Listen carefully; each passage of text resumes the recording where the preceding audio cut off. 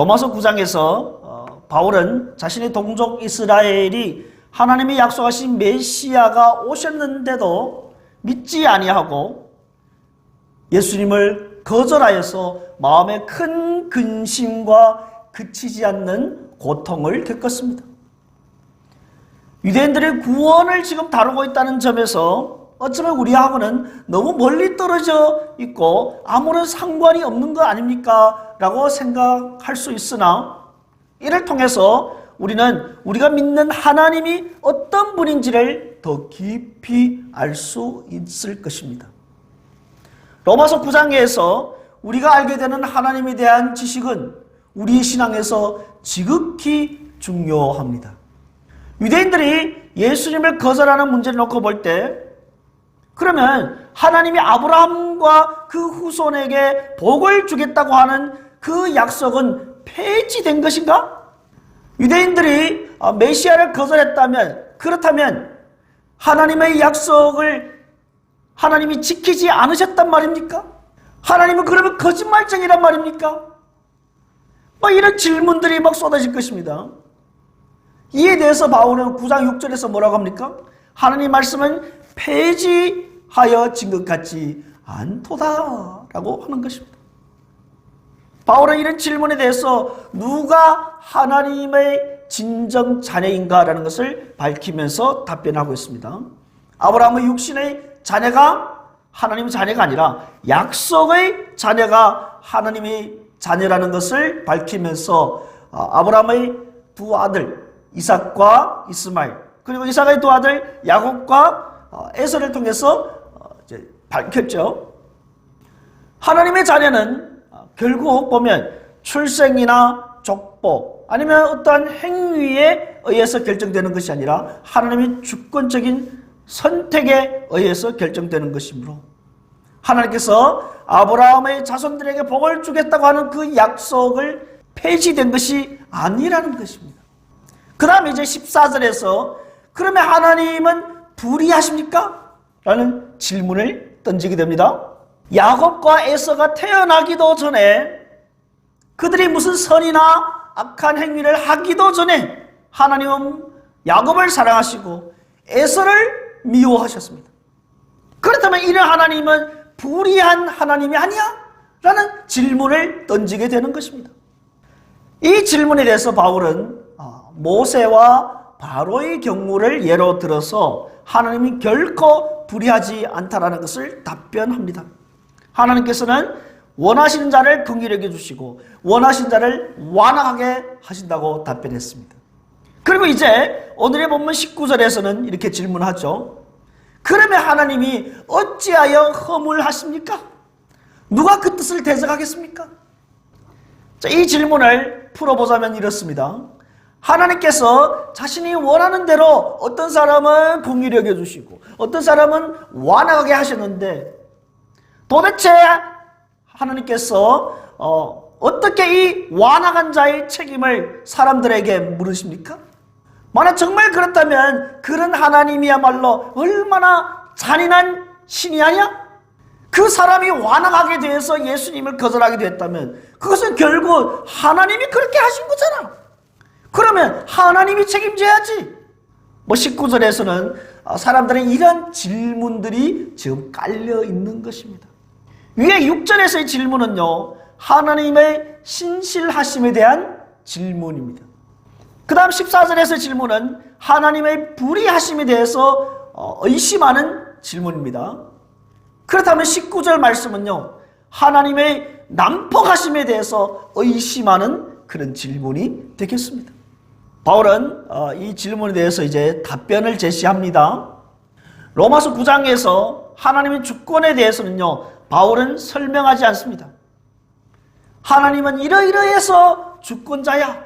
이런 식으로 증거를 제시하고 증명을 하지 않습니다. 이것은 성경의 제일 처음에 시작할 때 창세기에서도 이렇게 시작하죠. 태초에 하나님이 천지를 창조하시니라. 이 말씀을 기록한 모세 역시도 하나님의 존재에 대해서는 증명하지 않습니다. 모세는 창세기 1장에서 하나님이 원래부터 존재한다고 이미 전제하고 있고 그것을 기록한 것입니다. 바울도 지금 모세처럼 하나님의 주권에 대해서 논증하지 않고 그것을 전제로 이미 바탕에 깔려 있는 것입니다.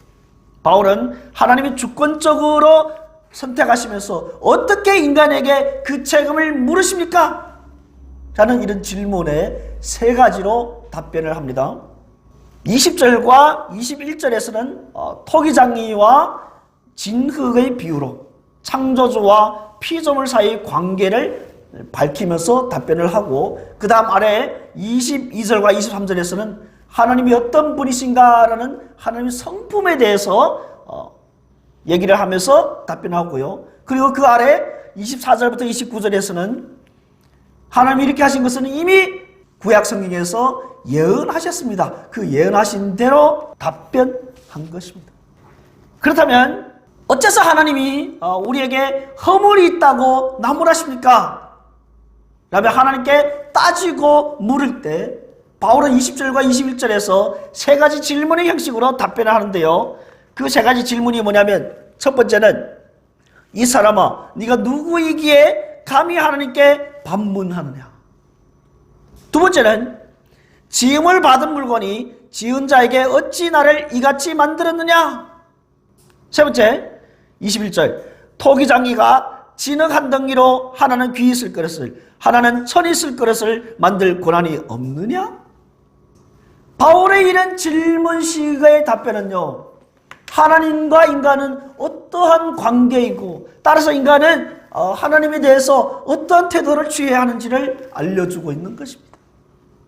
20절에서 이 사람아 라고 반문하는 것은요, 그 반문하는 사람에게만 해당하는 것이 아니라 사실은 인간 전체에 해당하는 것입니다. 하나님께 항변하는 사람들을 향하여서 이 사람아 너희 주제를 파하라 라는 것입니다. 사람은 피조물이고 하나님은 창조주이십니다. 우리가 이 점을 조금만 생각하면 다 알 텐데 말입니다. 창조주가 나를 만들지 않았다면 나는 이 세상에 존재하지도 않았을 것이라는 것을 금방 알 것입니다. 만약 창조주가 나를 만들지 않으셨다면 이 땅에 존재하지도 않을 존재가 어떻게 창조주에게 항변할 수 있겠습니까? 그건 있을 수도 없는 일이죠.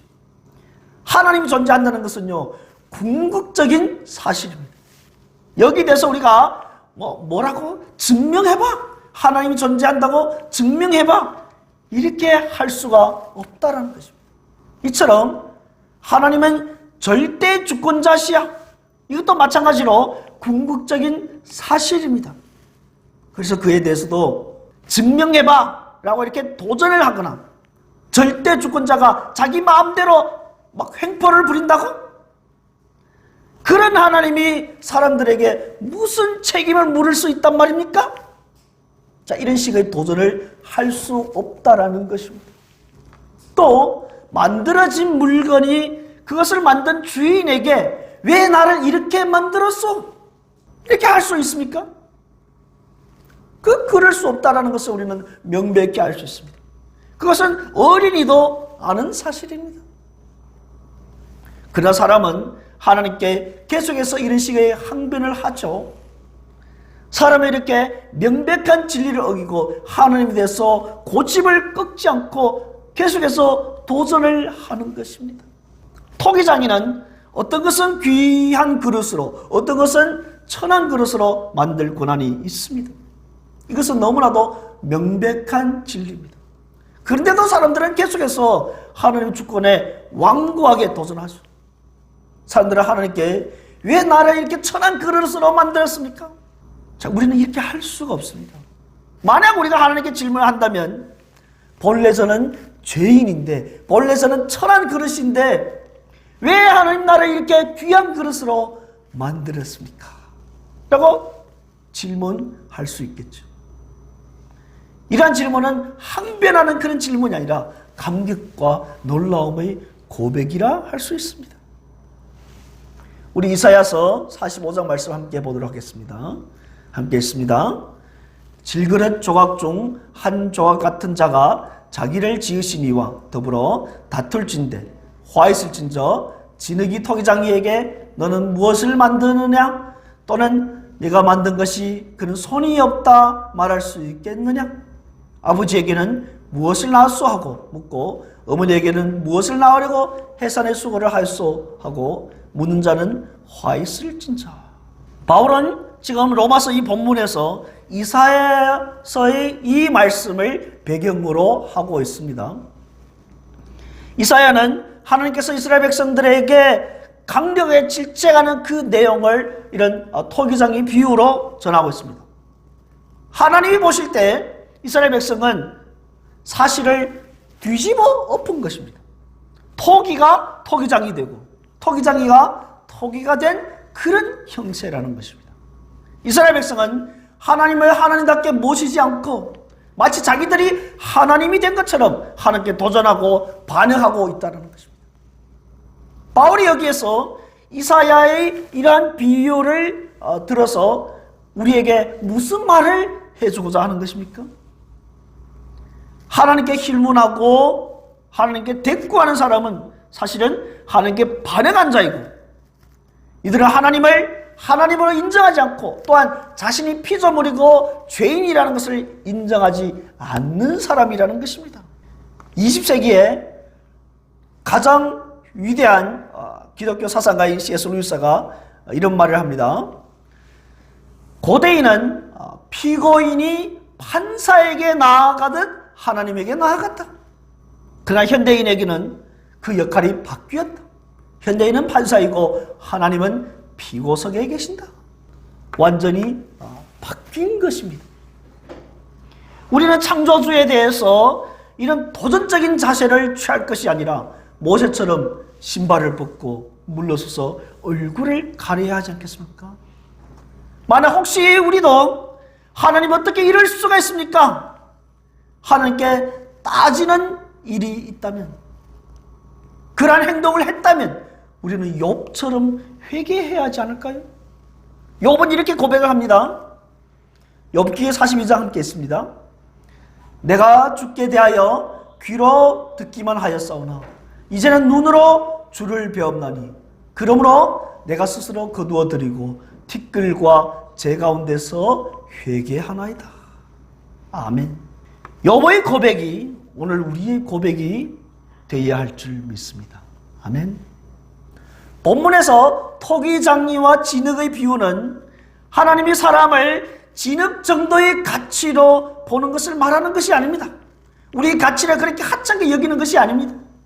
진흙이 토기장이가 어떤 형태로 그릇을 만드는 것을 선택할 수 없는 것처럼 우리는 또한 부모를 선택할 수도 없습니다. 우리는 우리의 유전자, 우리가 출생할 시간, 출생할 장소 모두 선택할 수 없습니다. 따라서 진흙이 토기장이의 주권에 달려있는 것처럼 사람도 하나님의 주권에 달려있으니 그것을 인정하라는 것입니다. 저는 때때로 제 몸이 마음에 들지 않아서 하나님 왜 나를 이렇게 만드셨어요? 이렇게 좀 자문할 때가 있습니다. 키를 좀 더 크게 하시. 한 175만 돼도 감사하겠구만. 180이 되면 더 좋겠고. 그럼 우리 함께 다윗의 고백을 들어볼까요? 다윗이 어떻게 고백했는지 함께 했습니다. 주께서 내 내장을 지으시며 나의 모태에서 나를 만드셨나이다. 내가 주께 감사함은 나를 지으심이 심히 기묘하십니다. 주께서 하신 일이 기이함을 내 영혼이 잘 아나이다. 아멘. 우리도 다윗처럼 창조주 하나님이 우리에게 주신 것에 대해서 우리는 받아들여야 되고 또 그것에 대해서 감사해야 될 줄 믿습니다. 아멘. 그럼 아래 22절과 23절에서 하나님께서 그 진노를 보이시고 그 능력을 알게 하고자 하신다는 말씀이 있고 또 23절에 그 영광의 부여를 알게 하고자 하시는 말씀이 나오는데 이것은 하나님께서 진노의 그릇들과 긍휼의 그릇들을 통해서 자신의 성품을 드러내고자 하시는 것입니다. 하나님의 주권자로서 행동하실 때 항상 자신의 성품과 일치되는 행동을 하신다는 것입니다. 하나님은 결코 자가당착적인 그런 언행을 하시지는 않습니다. 바울이 진노의 그릇들을 언급할 때 이 진노의 그릇들은 무슨 의미고 또 그것은 무슨 목적이 있습니까? 진노의 그릇들은 멸망에 이르도록 미리 준비된 자들을 말하고 있습니다. 진노의 그릇들의 목적은 하나님께서 자신의 진노를 보이시고 그 자신의 진노의 능력을 알리고자 하는데 있는 것입니다. 하나님의 진노의 그릇들에 대해서 자신의 목적을 성취하는 방법으로 많은 긍휼로 또한 참으시죠. 진노의 그릇들이 마침내는 멸망하겠지만은 하나님은 많은 긍휼로 인내하신다는 것입니다. 하나님은 오래 참으시지만 또한 반드시 진노하십니다. 하나님의 진노의 화살은 항상 활에 물려 있는 것입니다. 시편 7편 11절에서는 이런 말씀이 있습니다. 하나님은 의로우신 재판장이시며 매일 분노하시는 하나님이시로다. 그리고 아래 7장 12절에서는 또 이렇게 말합니다. 사람이 회개하지 아니하면 그가 그의 칼을 가시며 그의 활을 이미 당기어 예비하셨도다. 하나님은 하늘에서 하나님께 불순종한 천사에게 진노를 보이셨습니다. 하나님이 이 땅에서도 노아 당시에 노아와 그 가족을 제외한 모든 사람들에게 홍수로 진노를 보이셨죠. 그리고 또 소돔과 고모라에 하나님이 진노를 쏟으셨습니다. 또한 십자가에서 하나님의 아들이 죽음에서 진노를 보이셨죠.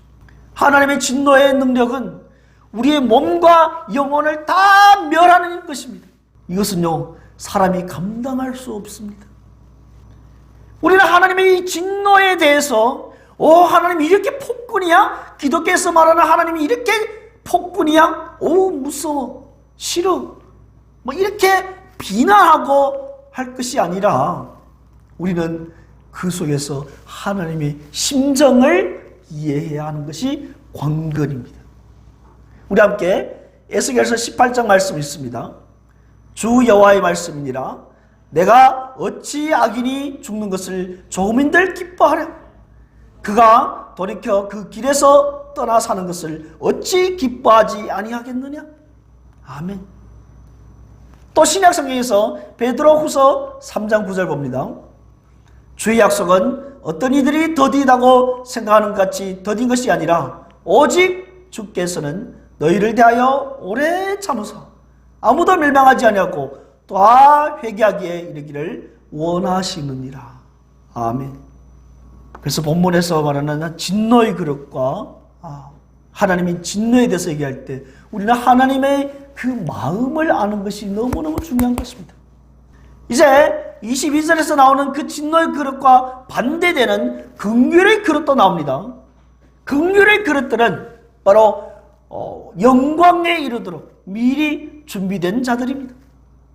긍휼의 그릇들은 하나님의 영광의 풍성함을 알리고자 하는데 그 목적이 있습니다. 하나님께서는 그 목적을 성취하는 방법으로 그들에게 긍휼을 베푸시죠. 우리는 이 긍휼의 그릇에 대해서 두 가지 교훈을 받습니다.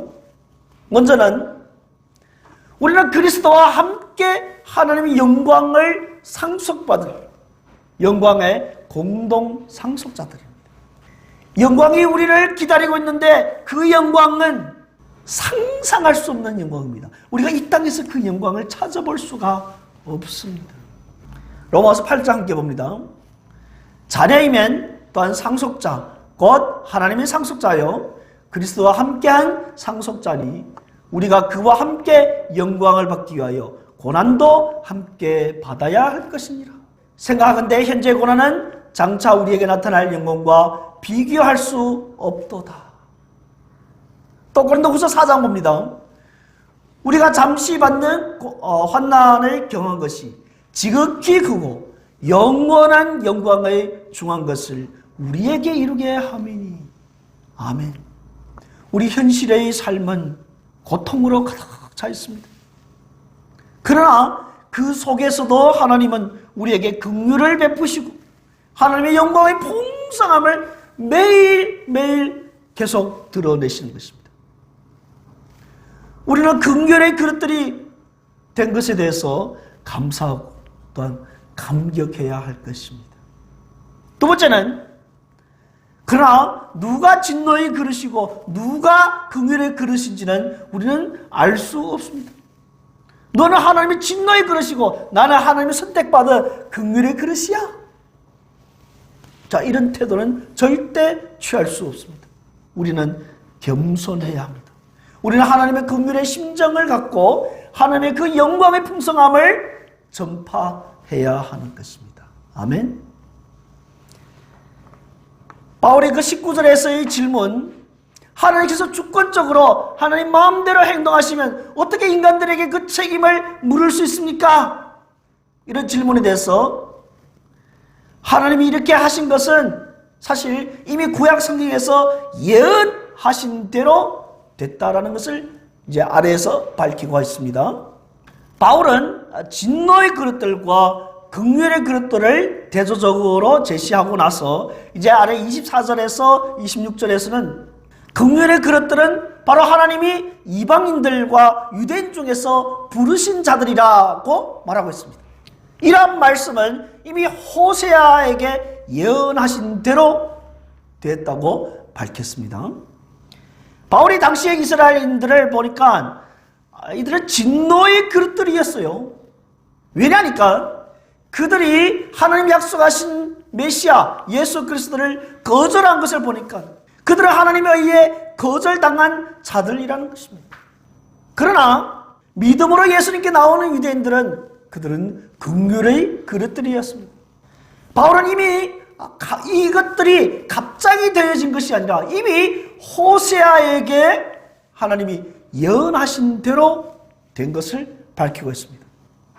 호세아는 백성이 아닌 자가 하나님 백성이 되고 사랑받지 아니한 자가 살아계신 하나님의 아들이 된다라는 것을 예언했습니다. 호세아서 1장을 읽어보면 호세아는 창녀 고멜과 결혼하여서 아들을 낳았죠. 그래서 하나님이 지시하신 대로 이스르엘이라는 이름을 지어줬습니다. 이스라엘이라는 이름은 이스라엘 족속의 나라를 폐할 것이다 라는 뜻을 갖고 있습니다. 그러니까 이 호세아의 장남 이스라엘, 이것의 뜻은 망국, 폐국, 나라가 망한다라는 뜻입니다. 그리고 나서 호세아는 또 둘째 딸을 낳게 된대요. 긍휼을 여김을 받지 못한다는 의미에서 로루하마라는 이름을 지어줬습니다. 그리고 또 이제 셋째를 낳았는데 그 이름은 내 백성이 아니다 라는 이름, 로암미라는 이름을 지어줬습니다. 여러분 한번 상상해 보십시오. 호세아가 사랑하는 자신의 그 아이들의 이름을 부를 때 망구가, 무자비야, 내 백성이 아닌 자야, 이렇게 하면 아버지는 얼마나 괴로워하겠습니까? 여러분, 이것이 하나님의 심정인 것입니다. 하나님께서는 불순종하는 자기 백성을 징계하면서도 한쪽으로는 슬퍼하시는 것입니다. 하나님이 이렇게 긍휼을 입지 못한 자, 자기 백성이 아닌 자를 이제는 자기 백성으로 사랑받게 하시겠다고 예언했습니다. 호세아 당시의 이 구절들은 유대인들을 두고 하신 말씀이지만 바울은 지금 이 말씀을 인용함으로써 이방인들에게 이것을 적용하고 있습니다. 호세아 예언은 이스라엘 백성들이 바빌론 포로에서 돌아와서 BC 8세기 정도에 그 귀환한 것을 통해서 이미 역사적으로 성취되었습니다. 또한 앞으로 완성된 천국에서 구원받은 유대인들과 이방인들을 통해서 성취될 것입니다. 뿐만 아니라 바울 당시와 오늘날 우리 세상 속에서도 우리와 같은 이방인들이 하나님의 백성이 되는 것을 통해서 성취되었죠. 그 다음 27절부터 29절에서는 또 하나의 근거로 이사야의 남은 자 사상을 언급합니다. 27절 말씀은 10장 22절 말씀을 인용한 것인데요. 그 10장의 그 문맥을 우리가 살피기 위해서는 이사야서 10장 20절부터 23절의 말씀을 함께 다 보도록 하겠습니다.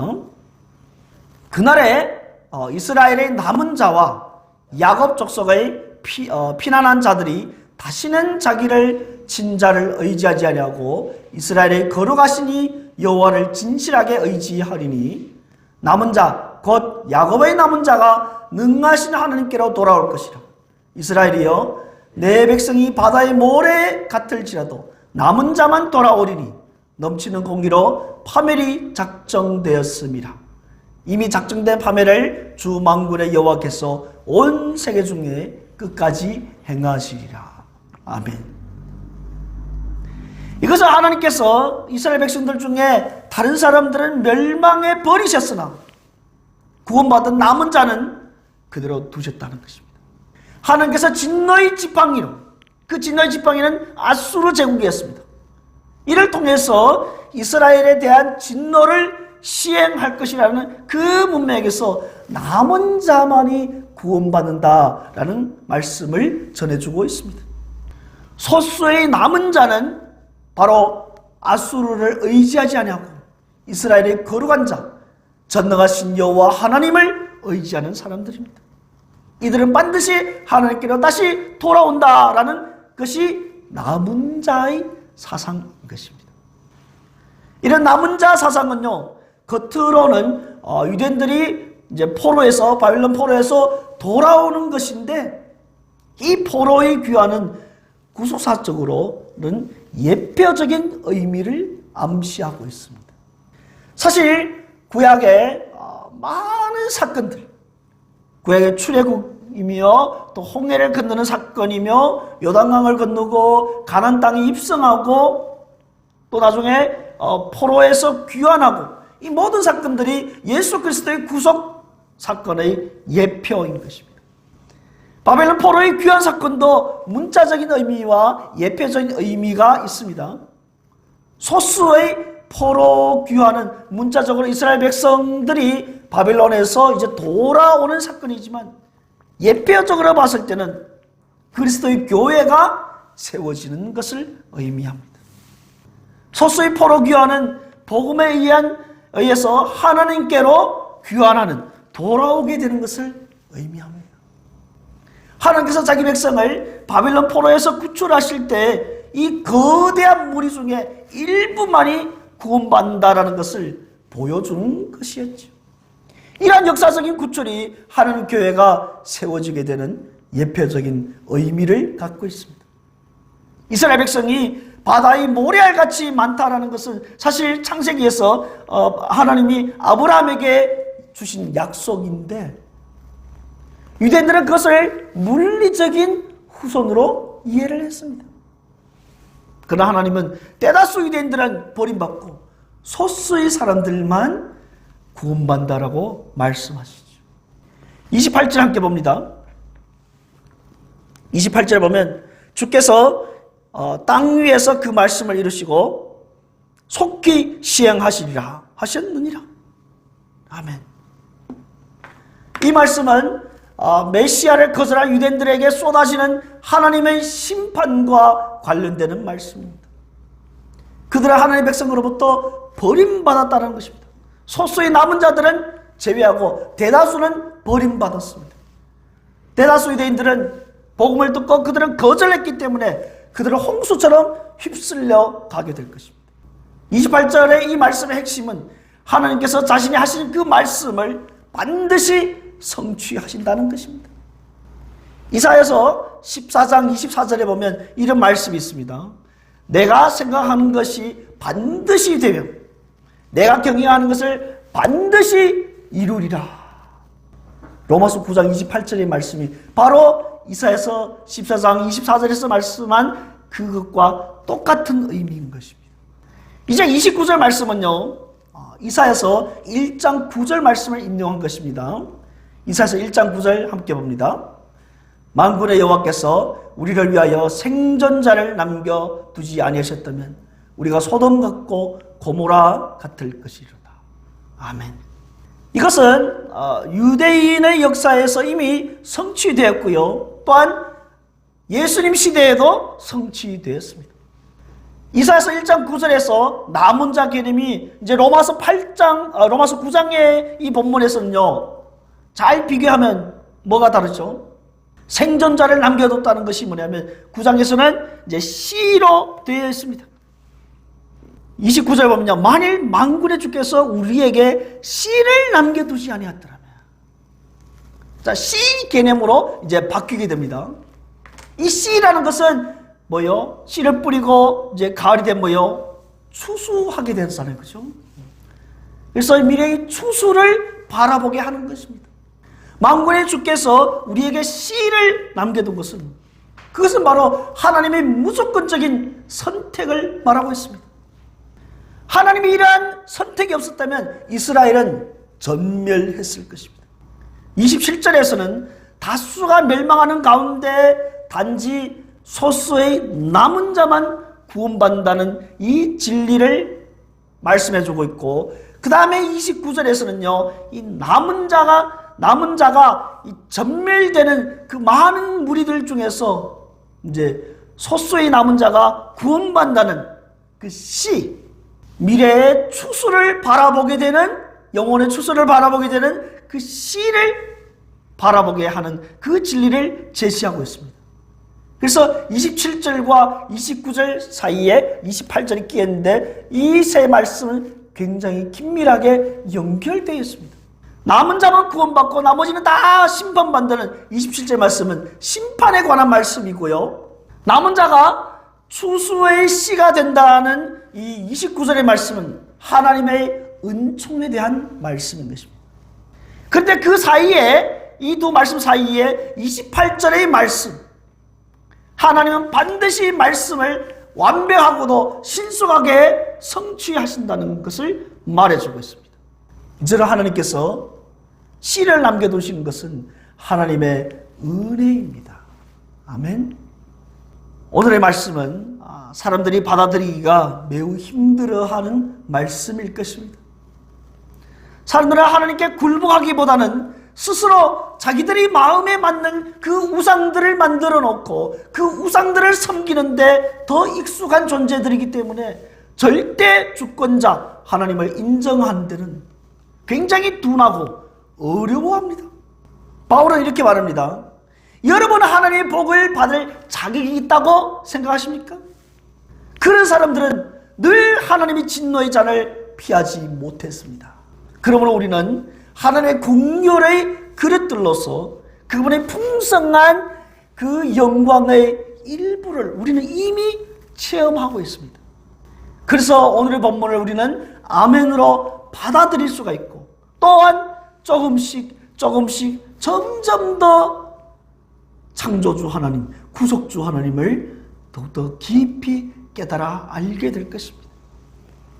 우리는 하나님께 겸손하게 질문도 하고 하나님과 대화도 할 수 있지만 본문에 이 하나님 향해서 힐문하는 자처럼 그분에게 저돌적으로 대들 수는 없을 것입니다. 우리는 하나님을 인간 법정의 그 피고석에 세우고 마구 취조할 수 있는 그런 권한이 전혀 없습니다. 하나님의 주권적인 이 문제에 있어서 우리가 질문이 있다면 우리가 하나님을 취조할 것이 아니라 본문에 기록된 바와 같이 우리는 절대자, 주권자 하나님의 말씀을 들어야 하는 것입니다. 바라옵기는 창조주 하나님의 긍휼의 그릇들로서 어떤 경우에든지 그분의 주권을 인정하고 그분의 영광의 풍성함을 널리 전파하는 저와 여러분 되시기를 주님 이름으로 축원합니다. 아멘. 우리 잠시 하나님께 기도하도록 하겠습니다. 오늘의 말씀을 생각하면서 우리는 이 본문 나온 사람들처럼 하나님을 향하여서 그렇게 삿대질하며 힐문하지는 않았습니까? 하나님 주권에 대해서 인정하고 계십니까? 어떠한 경우에든지 하나님 말씀에 순종합니까? 주님 우리를 불쌍히 여겨 주시옵소서. 주님의 그 긍휼의 그릇들로서 우리는 하나님의 긍휼의 마음을 본받아서 하나님의 영광의 풍성함을 전하고자 하는 하나님의 긍휼의 그릇들입니다. 주님, 우리를 사용하여 주시옵소서. 어떠한 경우에든지 하나님의 주권을 인정하면서 하나님을 높이며 하나님 안에서 그 말씀을 들으면서 하나님의 그 영광의 풍성함을 체험하고 널리 전파할 수 있는 저희들 될 수 있도록 주여 인도하여 주시옵소서. 우리 함께 주여 외치고 기도하도록 하겠습니다. 주여, 살아계신 하나님 아버지, 주님 저희들을 불쌍하게 여겨 주시옵소서. 주님의 긍휼을 더하여 주시옵소서. 하나님 선택받은 그 긍휼의 그릇들로서 우리는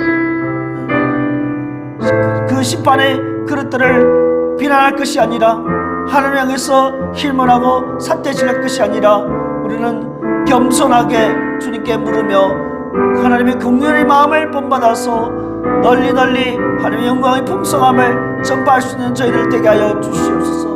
아버지, 은혜를 허락하여 주시옵소서. 어떠한 경우에든지 하나님의 주권을 인정하면서 하나님을 높이며 하나님을 경외하는 저희들 될 수 있도록 주여 인도하여 주시옵소서. 하나님을 경외하는 것이 지혜의 근본이며 지혜자는 하나님의 말씀을 듣고 어떠한 해도 입지 않는다는 것을 우리는 전도서의 말씀을 통해서 알고 있습니다. 주여, 우리를 인도하여 주시고 성령께서 충만케 하여 주시옵소서. 성령 충만케 하여 주시옵소서. 그래서 능히 하나님 말씀에 순종하는 저희들 될 수 있도록 주여 인도하여 주시옵소서. 주님 홀로 영광 받아 주시옵소서. 감사를 드리며 예수 그리스도의 이름으로 기도드렸습니다. 아멘.